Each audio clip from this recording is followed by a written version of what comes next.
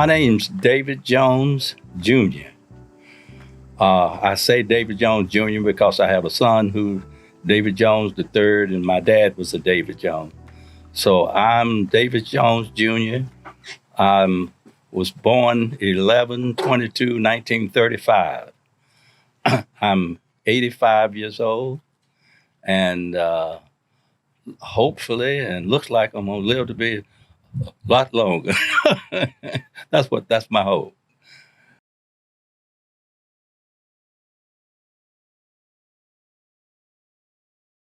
I was living on Cherry Street over near Klingman in that area. That's where I was born. But we moved to Morrow Street, and I lived all my young life at 53 Morrow Street, and it was home. A little bit about the neighborhood when I say it was home. It was in the middle of this historic Montford district, but set off to itself as an independent little town called Stumptown. And out of Stumptown came some of the world's right now most renowned leaders. Everybody did well that came out of Stumptown. Everybody. So where we sit now is where it used to be the Weavers. It was a big house. They had a big 3-story house that sat here. And right down the street there was Mr. Young. Mr. Young was the elder at the time, but we grew up in a neighborhood that we were all poor, but we didn't know we were poor because the neighborhood was there as support for us. Where the amphitheater is down there was our basketball. All of the weeds and the snakes and everything would be there about around this time of year. We would go down and we would start a football game.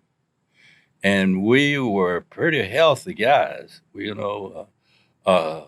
My cousin was in the Marines, and we would meet there, and he would get us in shape. We'd warm up, and then we would have 2 football teams.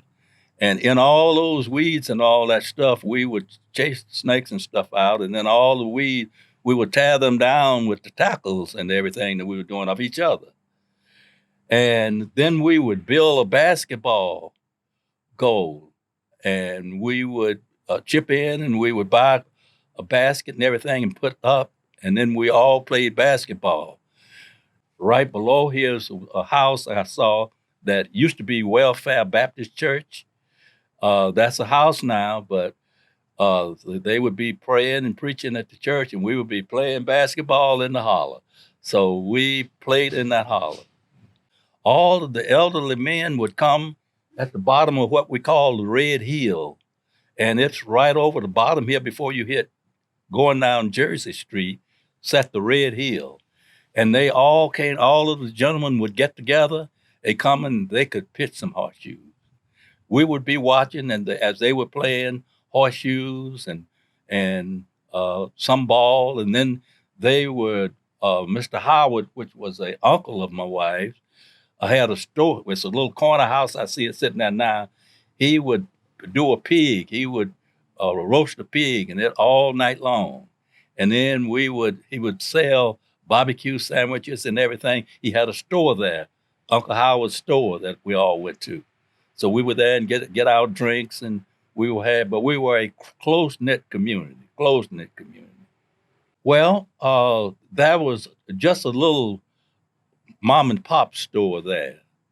We had to walk. I told you that when we got married, we moved into a place at 42 Morrow, and we had no hot water. We had, as I said, we did have a bathroom, but we had to order hot water quick. It was an electric thing that you put in the tub of water, and we put it in there, and it heated the big iron tub, a big tub that we had. We had a tub in the bathroom too, but it was too cold in there. There was no heat in the place. And so we would put that hot water in, heat it in, and get our stuff. but we had to go all the way to the Purity Market on Lexington or downtown to the store. And we had to get off at the top, right where the Montford School is there, where the school is, right on that corner is where the bus stop. So we would have to get off there and then walk to our neighborhood down here on Morrow Street. So no, it was not easy. We had to get around, but nor was it easy to get to school. We went to Stevens Lee High School. Uh, my wife and I ended up being the Romeo and Juliet of our class. And we would line up there on Montford. We would all do our exercises, and we would don't know what we did about the order because we would warm up there, and then we would walk to Stevens Lee all the way from here on Montford, or jog. A lot of times we just jog all the way there, up to, almost like a military jog that people do. We would do that all the way. So it was not easy getting the food in and out, but we all managed. But then anything that you ran out of, if you ran out of flour or sugar, and I've gone many a day over here off Jersey Street to Anniefield and borrowed some black pepper and some salt. And during the wartime, when there was rationing of sugar and stuff, my mama would send me in Anniefield, would let her have a little sugar. But you could do that any place in Sophie Dixon. Her brother, Clayton Ware is what is his name. He was one of my best friends, and Phyllis's big brother, Big Jones, he was called, was my big best friend. So we were called the Three Stooges. We did everything together, and we looked out for one another all the way through.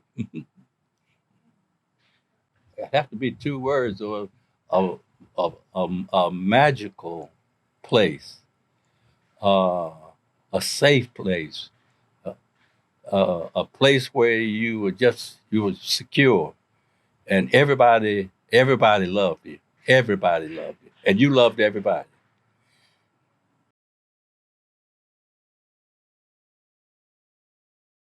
Well, I was just telling her things changed, and conditions were bad, especially for Black people. We had no neighborhoods except these neighborhoods, and we had just each other and the neighborhood itself. But as far as any nice houses, as far as all of the niceties that you have in apartment complex, uh, these neighborhoods did not have that. None of them had it. But I was telling them that so the neighborhoods had to go through a whole process, and that process it had to be first approved by city council. That's missing in a lot of the information I heard when I went to some of the meetings. That it was approved by city council as a blighted neighborhood. Now, be it the white men that wanted to call it that so that they could get the neighborhood, don't know, won't say. I know that I didn't want to live there until they built Hillcrest. When they built Hillcrest, my wife and I were still at 42 Madison, and we applied for housing in Hillcrest. And we both cried when were turned down because we were over income. And I was making, I believe, $68 or $78, and she was, not making much, but we wanted housing so badly, and we had given anything to have gotten into that housing. But the main point is that it had to have city council approval, and the blight was a clear definition from HUD. You couldn't just make it up. It had to be bad. Well,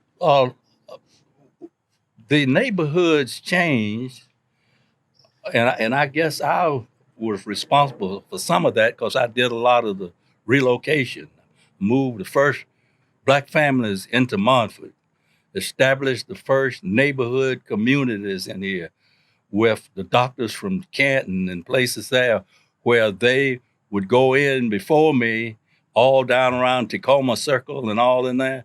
They would go and they would apply for a house, and it would be available. I'd send my client in to apply for the house, and would no longer be available. And then my team came down heavily on them in the community. Well, uh, I'm wondering what's going to happen to the rest of Stumptown because part of it, going down Jersey Street, Mr. Horn used to let us ride his horse down at the bottom of the down there. One of my classmates lived in the corner as you top of Jersey Street up in there, Clarinet Thomas, and so I know deep down in me that there will be more gentrification. I don't know where it's been stopped in any place. All where shallow where I live, we built a house. As I say, we had a goal. We are going to build our own house by the time we were 25, and we were moving in to our brand new house when we were 25. That neighborhood now has gentrified till there's not many people left. Uh, so I don't know. It. I don't know what you can do about gentrification. I see Lee Walker Heights is gone now, and I know what it looks. All of the plan looked like a beautiful plan, and if it works out that way, a lot of the people don't get back into the housing. That concerns me because I'm a housing person, and I'm a neighborhood activist because I've been trained in the neighborhood. You know, all of that. I'm certified by Howard Fuller, so I know all of that. But so I don't know what do you do because all of the people have to have some place to live, and I don't know what you can do about the gentrification. It troubles me though when I go into a neighborhood and I can just see it changing, and I know that it's going to change more, and I don't know the answer. I don't know what you do,